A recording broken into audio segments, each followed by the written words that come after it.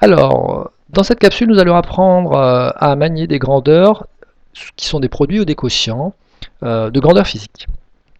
Pour ça, en seconde, vous allez manipuler des formules qui sont de la forme A égale B sur C, ou tout simplement, vous allez devoir isoler soit B, soit C dans la formule parce que l'énoncé vous le demande. On verra un exemple concret tout à l'heure. Donc, pour s'en sortir, on va prendre deux cas de figure, et puis on va ici, dans un premier temps, dans A égale B sur C, isoler B, d'accord, c'est-à-dire le prendre, et puis mettre les autres lettres à gauche, enfin à droite plutôt ici. Donc on va exprimer B, ça, en fonction de A et C, A et C. À partir de là, je vais utiliser une seule règle mathématique. Quand on a une égalité, je fais la même opération à gauche qu'à droite, et l'égalité sera inchangée. Pour ceux qui ne sont pas très à l'aise, ce que je vais faire dans un premier temps, c'est que je vais prendre cette égalité, et puis je vais simplement changer le égal de place. Que A égale B sur C ou B sur C égale A, c'est la même chose, juste pour qu'on cède. Je vous rappelle que c'est B qu'on doit isoler, donc le C qui est en dessous, ici, doit passer de l'autre côté. Alors en dessous, ça veut dire qu'il est divisé par B. Et bien regardez bien, je fais simplement l'opération inverse, qui est la multiplication. Si je la fais à gauche, je la fais forcément à droite, les mathématiques veulent que ce soit comme ça. À partir de là, on va réfléchir un peu. C multiplié par B divisé par C. Quand je multiplie par C et je divise par C, C va tout simplement se simplifier en mathématiques. C divisé par C, ça fait 1. J'obtiens donc uniquement ces termes-là, B égale A multiplié par C. Ou encore A.C, voilà comment on allège l'écriture. Deuxième temps, maintenant au lieu d'isoler B, nous allons isoler C.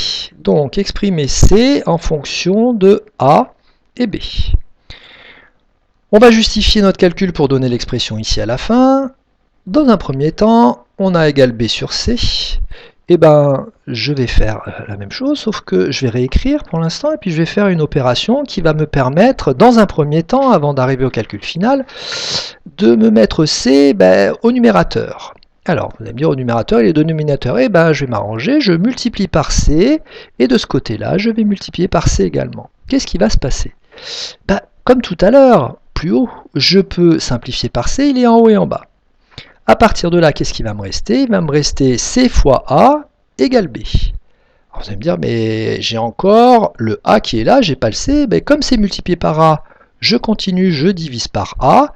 Et de ce côté-là, qu'est-ce que je vais faire? Je vais également diviser par A. Puisque je divise à gauche, je vais diviser à droite. Qu'est-ce qui se passe? En fait, ici, c'est comme si je supprimais, on est bien d'accord, le C. Donc ici, le C disparaît.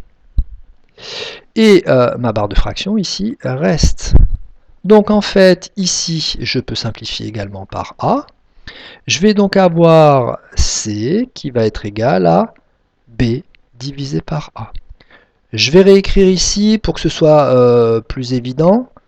A divisé par A, et vous aviez B divisé par A, puisque les C s'en allaient tout à l'heure, hein, j'avais les C qui s'en allaient. Donc ici, ça fait bien C égale B sur A. Voilà le seul moyen d'isoler dans ces deux cas. On passe à un exemple concret. À 20 degrés, par un exercice, la masse volumique de l'éthanol est ρ égale 0,789 g/millilitre moins 1. Quelle est alors la masse M d'un volume V égale 200 ml d'éthanol en grammes? Ici, un exemple d'exercice avec une formule littérale, c'est-à-dire avec des lettres. Écrire la formule littérale de la masse volumique. Alors vous allez me dire, ok, mais pourquoi? Parce qu'on cherche en fait une masse. Et quand on a un exercice, on se rappelle les formules du cours. Donc on réécrit pour l'instant, ρ, c'est égal à la masse divisé tout simplement par le volume. À partir de là, qu'est-ce que je cherche? Je cherche la masse. Alors la masse. Dans cette expression, qui est de la forme d'un quotient, je cherche la masse qui est ici. D'après ce qu'on a vu plus haut, je ne reprends pas le détail, la masse que je dois isoler puisque je la cherche, c'est tout simplement égal à ρ multiplié par V. Donc ρ fois V. Vous reprendrez tout à l'heure la même chose que ce qu'on a fait plus haut. Maintenant, Une fois qu'on a fait ce premier calcul qui doit toujours être dans un exercice de physique-chimie, on doit calculer. On va écrire le calcul numérique en vérifiant que les unités sont les bonnes, sinon on les convertit. Bah oui, la masse volumique et le volume qui sont là doivent être dans des unités identiques. Qu'est-ce que ça, enfin, homogènes. Qu'est-ce que ça veut dire? Ici j'ai des grammes par millilitre. Ça veut dire qu'ici j'ai des millilitres. Si je multiplie des grammes par millilitre multiplié par des millilitres, c'est homogène. Je n'ai pas des litres ici et des millilitres ici. J'ai toujours des grammes par litre. Donc à partir de là, je ne le fais pas ici puisque je l'ai déjà fait, d'accord? J'écris le calcul numérique. La masse est égale à 0,789 multiplié par le volume c'est 200. Quand vous faites le calcul de ça, d'accord, 0,789 multiplié par 200, vous allez trouver en arrondissant à l'unité, petit m égale 158 grammes.